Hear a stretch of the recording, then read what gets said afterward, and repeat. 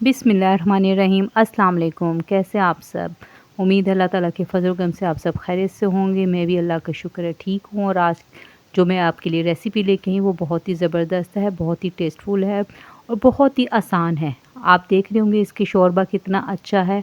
हमें कोई भी प्याज फ्राई करके पीसने की ज़रूरत नहीं है। आप स्टेप बाय स्टेप मेरी रेसिपी को फॉलो करें, इंशाल्लाह आपकी जो है ना ये रेसिपी बहुत ही ज़बरदस्त बनेगी। आप देखें कितनी ज़बरदस्त इसकी लुक आई है, आपका कलर भी बहुत मज़ेदार आएगा, बहुत ही टेस्टफुल आएगा। तो इसके लिए चलिए हम अपनी रेसिपी की तरफ चलते हैं। मैं आपसे छोटी-छोटी सी टिप्स शेयर करूँगी जो आपकी इस रेसिपी में नहीं, हमेशा ही कोई भी आप चीज़ कुक करने लगेंगे तो आपके बहुत ज़्यादा काम आएगी। तो जिसके लिए मैंने ले लिए एक बड़े साइज़ की मैंने प्याज ले ली है, उसको मैंने इस तरह से स्लाइस किया है कि इसके इक्वल स्लाइस बने। आप देख रहे हैं कि ये बिल्कुल एक साइज़ के स्लाइस। इससे क्या होता है कि हमारी प्याज जो है ना बहुत अच्छे से फ्राई होती है, इसकी लुक भी बहुत ज़बरदस्त आती है और एक टाइम पे एक जैसी ये फ्राई हो जाती है। इसके लिए मैं आपको बताऊँ कि आप कटर से कर लें तो ज़्यादा बेहतर है, क्योंकि उससे एक जैसे साइज़ आते हैं। और अगर आपको कटर से काटने में डर लगता है तो मैंने ये टिप भी शेयर की हुई है कि आप कटर से किस तरह से काटेंगे, वो मैं डिस्क्रिप्शन में उसका लिंक दे दूँगी इस वीडियो का, आप वो टिप्स ज़रूर देखिएगा।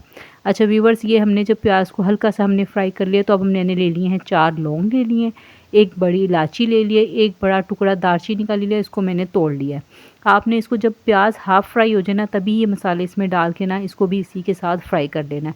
इससे क्या होगा, इन मसालों का अरोमा भी इसी प्याज में आ जाएगा। जब हमारी प्याज अच्छे से फ्राई हो जाए, अब हमने इसमें जो चिकन लिया है वो डालेंगे। चिकन मैंने लिया है तकरीबन 3 पाव के करीब मेरा चिकन है। और व्यूअर्स, ये थाई और लेग के पीस हैं।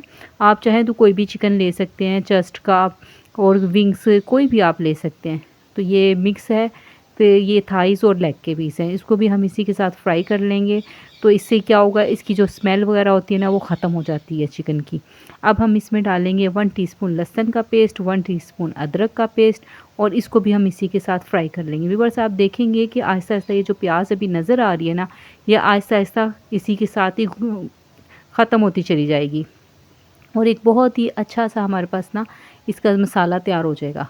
तो व्यूअर्स, अब हमने जो मज़ीद मसाले लिए हैं उसके लिए लिया मैंने 1 टीस्पून धनिया पाउडर, 1 टीस्पून लाल मिर्च पाउडर, 1 टीस्पून हल्दी पाउडर, हाफ़ टीस्पून मैंने लिया है ज़ीरा और 1 टीस्पून मैंने लिया है नमक। इन मसालों को भी मैं इसी के साथ भून लूँगी। व्यूअर्स, हमने भुनाई में कंजूसी नहीं करनी है, तो हम इसको आहिस्ता आहिस्ता भूनते रहेंगे हल्की आंच पे। और मैंने ले लिया आधा किलो आलू, 3 पाव चिकन है, आधा किलो आलू है। और व्यूअर्स, इस पे मैं नमक लगा के ना इसको मैंने छीला है, काटा भी, धोया नहीं है, बस मैंने इन्हें छील कर तो काट के तो मैं अब इस पर नमक लगा रही हूँ। इससे क्या होगा व्यूअर्स, इसका जो स्टार्च है ना वो सारा बाहर निकल जाएगा। जो डायबिटिक पेशेंट होते हैं, जो बीपी के पेशेंट होते हैं, उनके लिए ये स्टार्च ना नुकसान देता है। तो आप इस तरह से कर लेंगे ना तो इसका सारा स्टार्च निकल जाएगा, एक तो इसका टेस्ट भी अच्छा आ जाएगा और ये ना बहुत ही फ़ायदेमंद हो जाएंगे। तो बस इधर हमारा देखें चिकन भी अच्छी तरह से भुन गया है। अब हमने ये जो आलू है ना इनको अकेला थोड़ी छोड़ना है, हमने इनका भी करना है। अब हमने इन्हें भी भूनना है। मैंने वॉश कर लिया नमक लगा के 10 मिनट बाद। अब मैंने इन आलूओं को भी इसमें ऐड कर रही हूँ और इसको भी मैंने चिकन के साथ अच्छे से भुनाई कर लूँगी। बस भुनाई में ना आप कंजूसी ना किया करें, भुनाई से ही जो होता है ना सालन, उसका कलर आता है और उसका टेस्ट आता है। आप देख रहे हैं अभी से हम जितना हमने इसे भुना है उतना ही इसका कलर चेंज होता जा रहा है। अब हम इसमें डालेंगे दही हाफ़ कप। और दही डालते व्यूअर्स, आपने ये चीज़ जहन में रखनी है कि कभी भी ना आपने हाई फ्लेम पे दही को ऐड नहीं करना। आप कुछ भी बनाइए, छोटी छोटी जो टिप्स होती है ना ये हमारे बहुत काम आती हैं। तो व्यूअर्स, अगर आप दही को ना हाई फ्लेम पे डालेंगे ना तो दही जो अपना टेस्ट जो अरोमा लेकर आती है ना सालन में वो नहीं आएगा। अगर आप लो फ्लेम पे डालेंगे ना तो इसका ना बहुत अच्छा कलर आएगा। और अब देखिए मैंने इसको लो फ्लेम पे डालने के बाद इसको मैं कवर कर रही हूँ और इसको कवर करने के बाद मैं ना इसको तकरीबन 2 मिनट बाद मैंने इसको ओपन कर रही हूँ। अब आप देखें हमारे जो दही थी ना उसने अपनी चिकनाहट भी दे दी है, उसने अपना फ्लेवर भी दे दिया है। और व्यूअर्स, ये एक और छोटी सी टिप्स है कि कभी भी आप ना कोई भी सालन बनाएं, दाल बनाएं, गोश्त बनाएं, कभी भी आपने जब भी उसमें शोरबे के लिए या ग्रेवी के लिए या उसको गलाने के लिए कभी भी पानी ऐड करना हो ना तो आप नलके का पानी या दूसरा पानी कोई भी फ़िल्टर का आप यूज़ करते हैं उसको हमेशा गर्म करके डालें। व्यूअर, इससे क्या होता है कि जो सालन बना रहे होते हैं ना उसका टेस्ट भी अच्छा हो जाता है। ठंडा पानी डालने से क्या होता है, चीज़ ना अकड़ जाती है, दाल हो, गोश्त हो, कुछ भी हो, तो वो सही तरह से ना उसका टेस्ट निकल कर नहीं आता और उसका टेस्ट ना वहीं पे रुक जाता है अगर आप इसमें ठंडा पानी डालें। अब आप गर्म पानी डालेंगे ना तो इसका टेस्ट निकल कर आएगा और ज़्यादा बढ़ जाएगा मज़ीद। तो बस ये जो टिप है ना ये बहुत ही काम की है, तो आप इसको ज़रूर अप्लाई किए करें। और व्यूवर्स, ये देखें मैंने डाली 1 चुटकी ना जायफल जावित्री पाउडर डाला मैंने। ये सिर्फ़ आपने 1 चुटकी डालना है, वो भी अगर आपके पास हो, ये ऑप्शनल है, अगर नहीं हो तो आप इसे स्किप कर सकते हैं। और मैंने ले ली हैं 4 जो है ना, मैंने हरी मिर्चों को बीच में से कट कर लिया, वो मैं इसमें ऐड करूँगी। अभी हम इसमें और मसाले भी ऐड करेंगे लास्ट में, उससे और टेस्ट बढ़ जाएगा।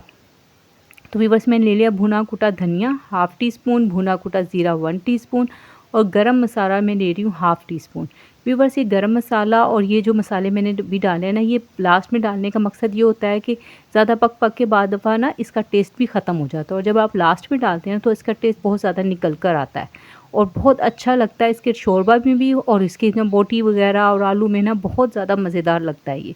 आप ये देखें, अब ये आहिस्ता-आहिस्ता हमारे, मुझे जितनी ग्रेवी चाहिए थी उतनी मेरे पास आ गई है, और जो ये गल भी गया है, चिकन भी गल गया, आलू भी अच्छे से गल गए हैं। तो व्यूअर्स इसको मैं थोड़ा-सा अब ना कवर करने लगी हूँ। जी व्यूअर्स, तकरीबन 2 से 3 मिनट मैंने इसे कवर किया है। तो अब ये देखें, जो इसकी चिकनाहट वगैरह थी ना, वो सारी बाहर आ गई है। अब ये देखें माशाल्लाह से, आपको चिकन का लेग देख के अंदाज़ा हो रहा होगा कि गोश्त कितना गल गया और खुल गया है इसका, यानी कि रेशे खुल गए हैं। और ये देखें आलू भी माशाल्लाह कितने ज़बरदस्त लग रहे हैं, और ग्रेवी का तो जवाब ही नहीं व्यूअर्स, इसका टेस्ट भी इतना कमाल था ना कि सब ने बहुत ही शौक़ से, आप एक दफ़ा बनाएंगे ना तो मेहमानों के लिए बनाएं, अपने लिए बनाएं, सब आपकी तारीफ़ करते नहीं थकेंगे। तो आपने इस रेसिपी को ज़रूर शेयर करना है और लाइक करना है, और एक अच्छा सा कमेंट ज़रूर करना है, और ट्राई ज़रूर करना है। तो अगर आपको मेरी वीडियो पसंद आए तो मेरे चैनल को सब्सक्राइब करें। मिलते हैं नेक्स्ट वीडियो में। अल्लाह हाफ़िज़।